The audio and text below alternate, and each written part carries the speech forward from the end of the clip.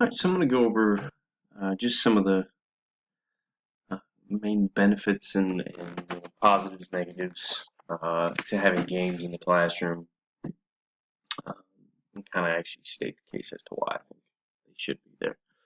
Some of the benefits, just going on right off the bat, when you introduce games to your students, having online gaming to the students, is they're just motivated. They are extremely motivated to learn. They want to do well in the game. They enjoy it because they're having fun. Um, they they want to try to be better than their peers. They want to try to create kind of a little bit of a competition. Like, hey man, what'd you get on that last level? No way, I got this on that last level. So it really creates more of a competitive environment, but a fun competitive environment. It allows students to be motivated, engaged in what they're doing, what they're learning. And it encourages, if you're doing a collaborative game, just encouraging more buy-in. Kids they don't want to let their team down. They want to create more of want to make sure they participate and do the best they can in that way. And really, students just get more emotionally connected. When you play a game, they get more emotionally invested. That you're giving them in your classroom, you're giving them an experience that they can remember, that they can relate to. You're giving them something fun that they can do, that they can help them understand the content, help them understand the material. But they're also, it goes more than just an understanding because they're making a connection with that material in a way that only they can make the connection. You can give them all sorts of ways that they could do it, but they have to personally make that connection with the material. And by playing games, they just do. I mean, if you ever talk to kids about video games, I mean, like, man, they're into it. They love playing their video games, and so they're big time into it. And so just playing games when they connect with the material in a way that is very difficult to do otherwise when not doing it through games. Um, and just it allows you to differentiate, depending on what kind of game you're using, but it allows you to differentiate much easier. You can tier games uh, where games can be set at the level of the students. Your more basic level students or your more advanced level students, games can be tiered in that way. Um, I've done a balancing equation thing where they've had like a beginner, an intermediate, and an advanced level. Well, you can tier that. Like if somebody's not getting it, you can have them go to the basic level until they get better, and then they can move on to the next level. But it just depends. It allows you to differentiate. You can meet with students. Your students are going to be engaged in the learning process. You're going to be playing a game. It allows you to frees you up to be able to meet with students individually to talk with them about maybe what they don't get, what they need help with, still, etc. So technology also allows for differentiation much easier. Um, making sure that you're able to somehow monitor their progress is important. But it definitely, if you've been in a classroom with students, you talk to them at all, I mean, you know that video games is something they love to do.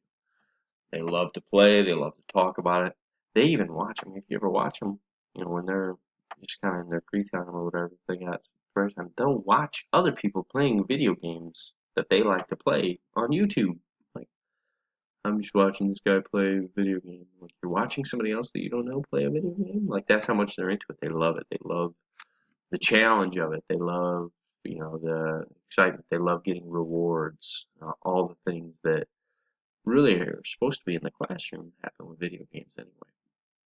So students really enjoy that. Now, it does have obviously some potential challenges using games in the classroom or school. Not everybody has access. Our internet is limited. For example, some games might be blocked. Um, blocked content, unblocked content. Some games just may not be available to us. My school has a one-to-one iPad use, but we don't have Flash on our iPads, and so we can't play games that involve Flash. We used to have a browser that we used, an app called Puffin, but students were able to kind of circumvent the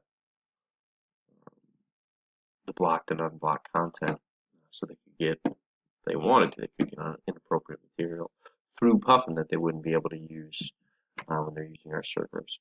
on iPads. So they had to take that away. So we can't really have access to Flash-based games anymore, which is a problem. So once again, that gets to that access to not just blocked and unblocked, but just having access to the games. Some people argue that it's a distraction from learning, that games are really just, they're fun, but the kids just don't make that connection. And that kind of goes with the next point I have right here with the students struggle with the high road transfer, where if it's not enough, like the students can't really see the immediate connection between prior knowledge and the skills they're doing. If it's not an obvious connection, they might miss the point. They might just be like, oh, this game's fun. I like playing it. Well, what'd you learn? Well, I don't know. I just learned that I had fun. Well, that would be a problem. Some games there's an obvious connection. Some things you're doing in class, if you're doing a game, it's an obvious connection. But some things might require more of an explanation, might require more detailed discussion, or more of an advanced prep on what they should be doing. I always kind of equate playing games in class to if you ever have to give like a dog medicine. You give a dog medicine, you don't just give them the pill and they swallow it. They don't want that. They don't want, even though it's good for them, they don't want it. So what you do is you put it in a treat, you put it in like a slice of bologna or something, and then you give it to them, and then they take it. They don't even realize they're getting the medicine. And that's really what a game can be when you're talking about learning in the classroom. A game can be um, a vehicle you use. If you just try to shove the learning down their throat, the students are gonna be like, nah, I'm not interested. I don't want that stuff. But if you wrap it up in something that's desirable to them, like a game, they're gonna be more willing to do that, more willing to participate in that. And so, and there's research. Research has shown that games are they're highly motivating. They're highly engaging for students. I can't tell you. I teach both science and history. I can't tell you how many students come into my class. I'll be like, hey, we're talking about World War II, and kids will be like, yeah, I know about this. I played Black Ops 2, or I played, they just know stuff.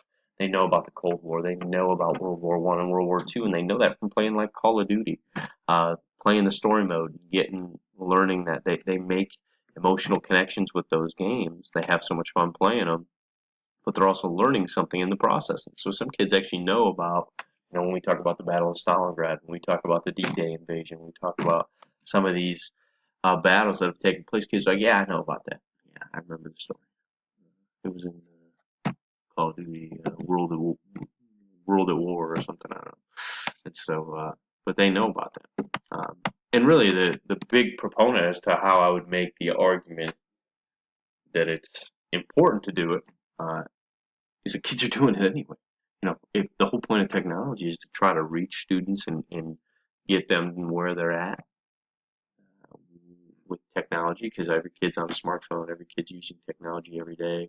That's how society is functioning. Well, you look at studies that have shown 97% of students are playing some kind of digital game. Rewards are ingrained in our culture. As adults, we love getting rewards. I love getting my Chase credit card reward points so I can buy gift cards to go on a date with my wife or something. It's just we love rewards. We get motivated by that kind of stuff. And that's the same thing with kids. That's the same thing with games. Kids are already doing it. They're accustomed to the gaming culture. And so if they're already doing it, they understand how it works, kind of really explain it to them how it works. They're motivated by it. They enjoy doing it. Then yeah, it should be in the classroom. Games are filled with data. They are just full of all different types of data, and I'll show an example here in a second.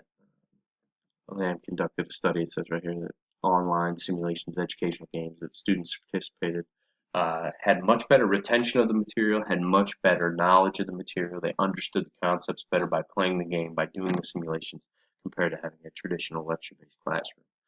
Because they're just making connections with it. They're actively engaged. I mean, that's really what we're trying to do, right? We're trying to get them. There's all sorts of other benefits too. You're teaching kids how to be better problem solver. You're teaching them how to collaborate. You're teaching them how to um,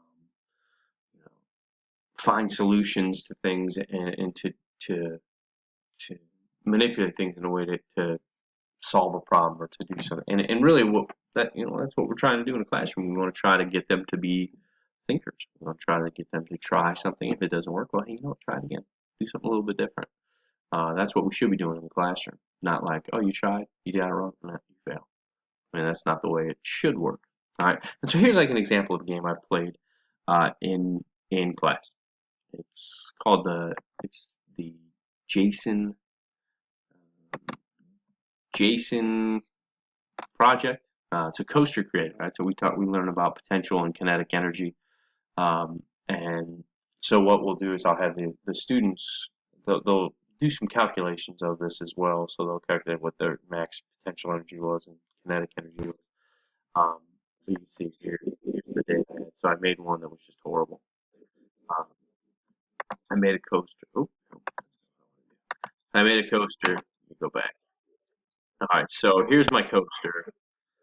Uh, the obvious problem here is that when I made my initial design, it's almost, but when I make my initial design, well, they should know this, but my second hill is greater than my first hill, so it's not going to make it up. So obviously, like they can go back and they can realize based on the data that they get, like, oh, this is a problem. My coaster got stuck going up the second hill, so now I'm going to make an adjustment. So then they can make adjustments to what they need to change. They're like, oh, this isn't that exciting. I'm going to I'll move stuff around. I'll add some loops and I'll add different things. And so basically what they're trying to do at the end is they're trying to get a really high score. Now, typically what I'll do is I'll tinker with this a little bit and I'll try to get a really high score. And I'm like, hey, if you guys can beat my score, I'll give you extra credit points on this too. And so basically I tell them they have to finish, I'll give them a number. You have to finish with X amount of points. But if you beat my score, I'll get it. Now I'll have them give me a screenshot of this. But really, what they're doing, and then they'll have to make calculations.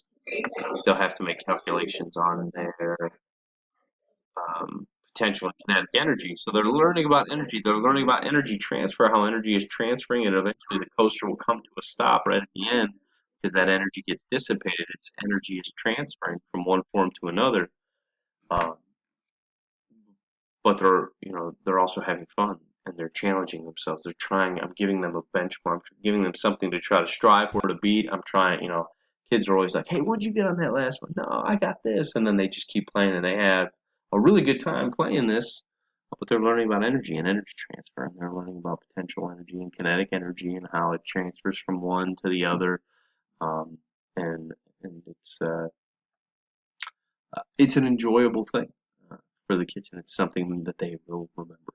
So that's just something that we do. Sorry, that was supposed to be 3 minutes. I screwed that up.